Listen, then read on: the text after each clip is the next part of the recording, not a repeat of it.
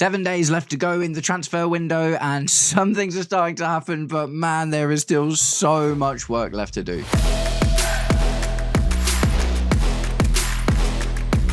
Welcome, Blue Believers, to another episode of the Stamford Sync, where we are syncing up with everything Chelsea FC. And I have been away for a few days on a little musical endeavour, but I am back, and fortunately there is lots of news to get into. So let's not waste any time and get into it. Actually, I'll wait a little bit of your time first. Guys, if you are enjoying the content and you would like to see more, please do me the distinct honour of liking and sharing the video, subscribe to the channel, or just roast me in the comments, whatever gets you through your day. So let's talk about the good stuff first. We finally got some deals done. This week has been a bit stodgy, isn't it, man? There's been like lots of talks, but we're in that difficult part of the window now where no one is happy with any deal, whether they're the selling club or whether they're the buying club. Everyone wants more money than maybe is fair, and everyone wants to pay less than the valuations are. This is just always the most painful part. Lots of these deals are probably going to go down to the wire, but what hasn't gone down to the wire is the permanent transfer of Chukwumeka to Borussia Dotrmund. He has arrived in Germany this morning to complete his medical. We will be looking to recoup in and around 25 million euros for the young attacking midfielder. And also, this is kind of not a combined deal. Like, I hate it when people say double deal done, because it's just like never actually true, is it? But in and around the same time, we've also completed a loan move for Anselmino to Dortmund as well, which is a really, really good move, I think. Both of these are good moves, to be honest. So Chukwumeka spent last season on loan at Dortmund. They obviously really rate him. You would imagine that's somewhere he can do quite well. And because he's still reasonably young, he could 100% have a good season or two and then maybe get another big move. Do you know what I mean? Maybe it didn't happen for him at Chelsea, but chances are he could still get a big move later down the line if he really finds his feet there and starts performing. 25 mil. I mean, I can't even remember what we paid for him, but we will have made some money on that. Do you know what I mean? And at the end of the day, it's just another one out, isn't it? Which is what we absolutely need to do. Man, we've got so many players on the books that we need to get rid of. So getting Carney was in the bomb squad, right? You know, with your Sterlings and Ben Chilwell and stuff. Do you know what I mean? So at least that bomb squad is one player light now. As far as Anselmino goes, it is a straight loan deal with no obligation or potential to buy or anything. It is literally just we're sending him out there to try and get some game time, get some minutes. And I expect to see a lot of deals like this with Dortmund in the future. They obviously are really, really good at selling and making money and stuff. Do you know what I mean? They you know, they always take people for a ride when it comes to the deals, don't they? But also, they are a phenomenal landing place for young talent to develop. We've seen that with so many players, whether it be players that went out there on loan. Obviously, Jadon Sancho made his name out there, didn't he? Ousmane Dembele started there. The likes of go way back to like Robert Lewandowski and Goetze and Marco Reus, and do you know what I mean? There's like all these players that just really, really blossomed at Dortmund. We can only hope that happens for Anselmino as well. I guess the biggest thing is, does he get minutes? I don't know so much about their defensive unit at the moment, do you know what I mean, to say that he'll definitely get game time there. But at the end of the day, we know that Dortmund aren't afraid of giving opportunities to young players. So Anselmino going out there to get some minutes is 100% a good thing in my books as far as I can see. Like I say, without any obligations to buy or tricky dealings or business. Do you know what I mean? If you can just go out there, get game time, get minutes, wicked, big fan of that. Chukwumeka, it's a shame, you know, whenever I talk about him, it's always the West Ham goal, isn't it? That goal against West Ham. And we were kind of like, oh, maybe he's the guy. But obviously, more recently, we have, you know, gotten the likes of Cole Palmer, and now we're in for like Xavi Simons, and Esteval Willian can play there. Do you know what I mean? And these guys are all leagues in front of him in terms of talent, ability, and, you know, the stages they are in their career at the moment. So I wish Chukwumeka all the best. Like I say, I do really, really think that he could easily go out there, have a good season or two, and get another big move to another big club. Do you know what I mean? Depending on what happens, maybe find his way back into the Premier League at some point. It just wasn't meant to be at Chelsea. Obviously, we looked after him for a while because he was another one on the treatment table for quite a long time, and he just really, really struggled to get back in the team after that, man. So, and he was used a few times as well. He got tested out in like pre-seasons and stuff, but ultimately just got sent out on loan, and it was been pretty evident for the last season or so, hasn't it, that Carney wasn't going to get an opportunity to get back into the Chelsea team. So we move on, and this hasn't happened yet, but there does seem to be very strong rumblings that Axel Disasi is drawing the interest and attention of Bournemouth. He was out at Aston Villa last season, and obviously we had him for the first half of the season. He went on loan in the second half of the season, played quite a lot, do you know what I mean? He was part of that massive recruitment drive that Villa went on to try and secure Champions League football. He kind of always flattered to deceive in a Chelsea shirt, and it was not even flattering to deceive, man. It was just, sometimes he looked good and he scored a couple of good goals and that, and I liked his character, do you know what I mean? He definitely had a lot about him. But it was the own goals and giving away free kicks and just, like the kind of like how you feel about Sanchez in goal. Well, not more recently, but back in the day when we all had myriad problems with Sanchez and you were just a bit like, oh, he's got the ball, could something happen here? It felt a little bit like that with Disasi as well, didn't it? So if we can get, I think we might just break even on this deal, bearing in mind we've had him for 2 seasons now. If we get him 30, 35 mil for him, it's less about making profit on him and just trying not to lose anything and clearing his wages to potentially get other players on the books, right?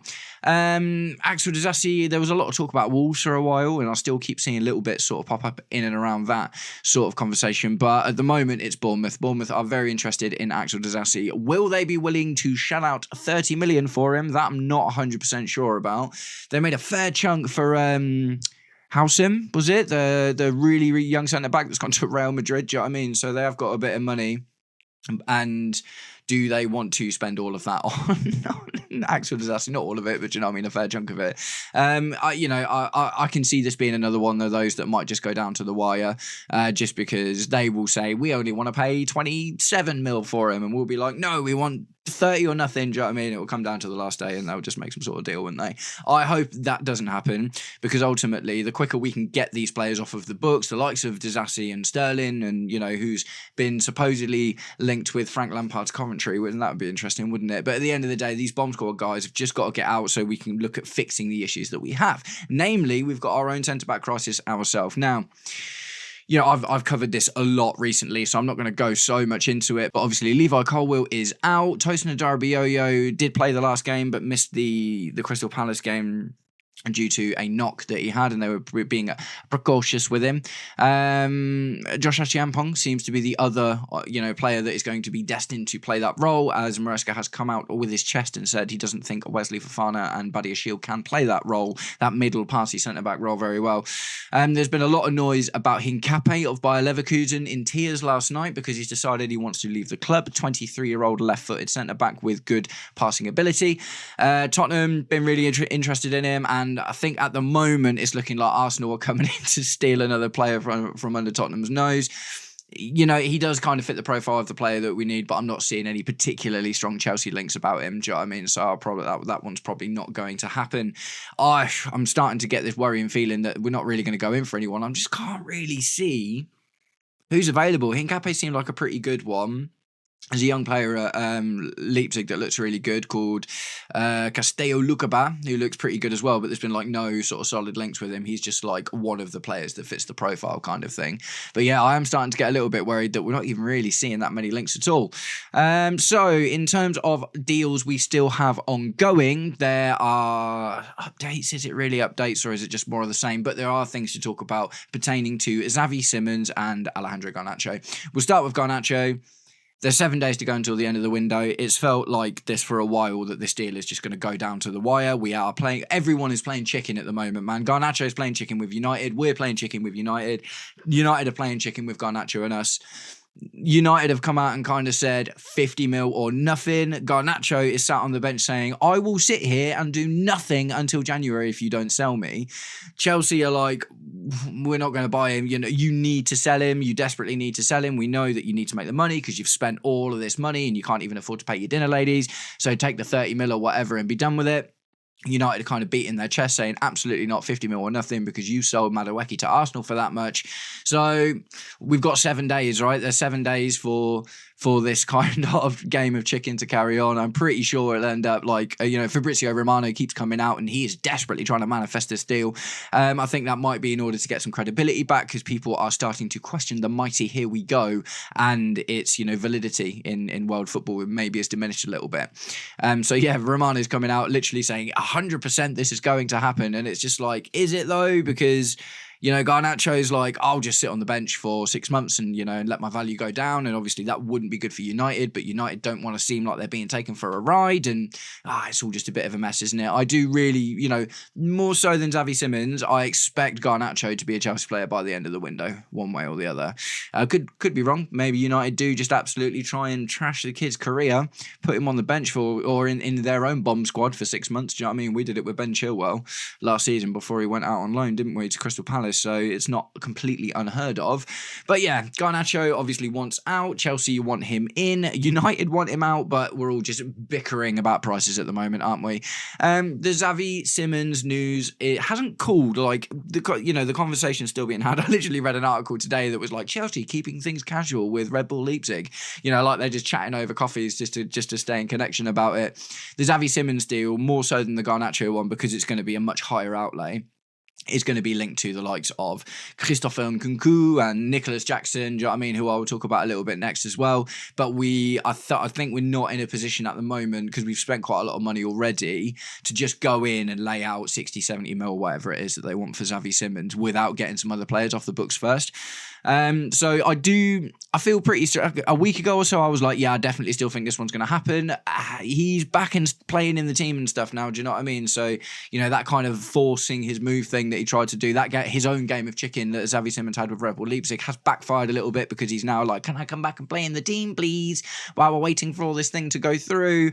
So yeah, that's kind of backfired, and it is a little bit more believable to think, okay, Xavi Simons might not end up happening, because the deal is just more complicated, do you know what I mean? If we can't get rid of Nkunku and Jackson, then we will have to reintegrate them into the squad, and we're not just going to go out and spend bank on Xavi Simons when we've still got the likes of Nkunku and Nicholas Jackson hanging around, who can, not the exact same position, but, João Pedro can drop into the 10 and Jackson can be the second striker, and do you know what I mean? There's definitely options there.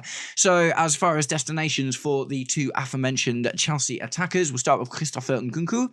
So Aston Villa were really interested in Jackson, obviously. He's played for Unai Emery before, and it's, kind of been going on all summer, hasn't it? There have been lots and lots and lots of talks for swap deal about Morgan Rogers.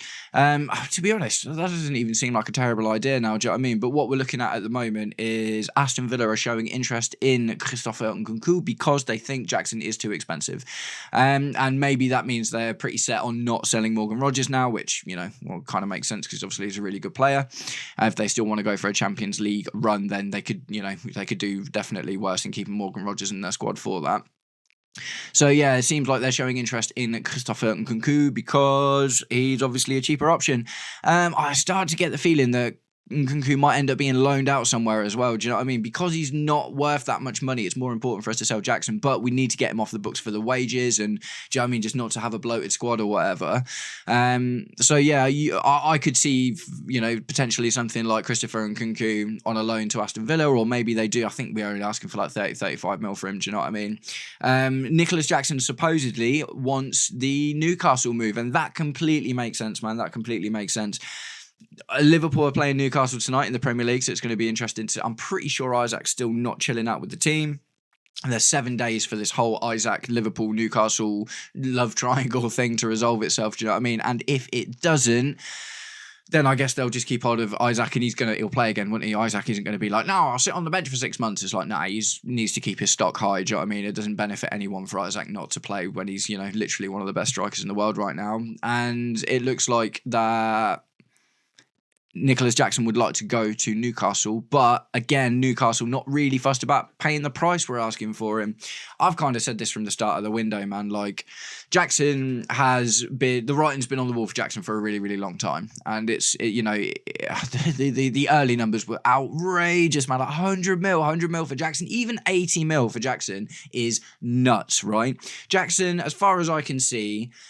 And the problem with this is we've made it kind of obvious that he's not in the plans. Do you know what I mean? He didn't finish out the Club World Cup. He wasn't in pre-season. He's not been in the squad for any of the first game. Well, obviously he's got the card, isn't he? But, I think he was available to play the West Ham game. Do you know what I mean? In terms of suspension, and he wasn't involved in that squad. I'd be surprised to see him. Fulham, I think it's who we've got next. We've kind of made it not quite as much as like United with Garnacho, but we've made it pretty evident that Jackson's not part of the the plans going forward, right? So the issue with that is that lowers down someone value. So even if he is worth 80 mil, which he's not, you only can get 50, 60 for him. I think 60 mil for Jackson, just to, if it's just hard to reintegrate players when this kind of thing's gone on, isn't it? And Jackson wants to go and be a first team striker somewhere, and he is good enough to be at the end of the day, man. Do you know what I mean? Don't get me wrong. We were a bit underwhelmed by him, but at the end of the day, he was 21 when he joined us. He's 23 now. Do you know what I mean? He's still so young. He's got 2 years of Premier League experience. He has shown in flashes that, he's had periods of consistency, albeit not consistently. A little bit of an oxymoron in that one. But, do you know what I mean? Jackson 100% at a Newcastle, at an Aston Villa, being given that, he was given the striker spot at Chelsea for the last 2 years. That's what he wants now. He's I can imagine from his point of view, he's very much like, I've been a starting striker for a top Premier League club for the last 2 years. I'm absolutely not taking anything less than that. So, there are potentially spaces at Newcastle with the Isaac stuff going on, and Ollie Watkins is getting into his 30s now, and Villa will be looking for something as well. But yeah, it looks like Newcastle's going to be the main ones that are interested in him. We've got 7 days. Do you know what I mean? I think it's going to be a pretty testy kind of 7 days, man. Do you know what I mean? As far as transfer news goes, because like I say, no one wants to pay what we want for anyone, and no, we don't want to pay what anyone wants for anyone else to come in as well. Do you know what I mean? So it's just all these myriad games of chicken hanging around at the moment, and it's a bit annoying, but it's the end of the transfer window. That is just how it is, isn't it?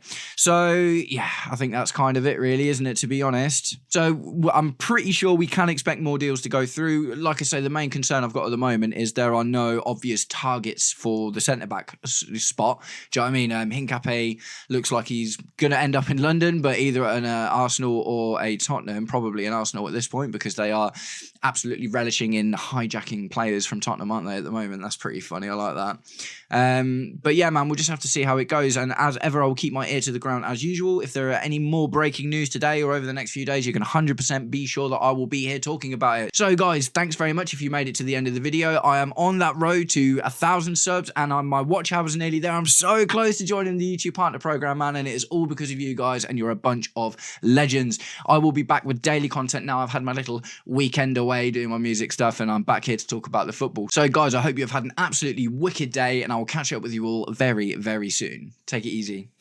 Peace.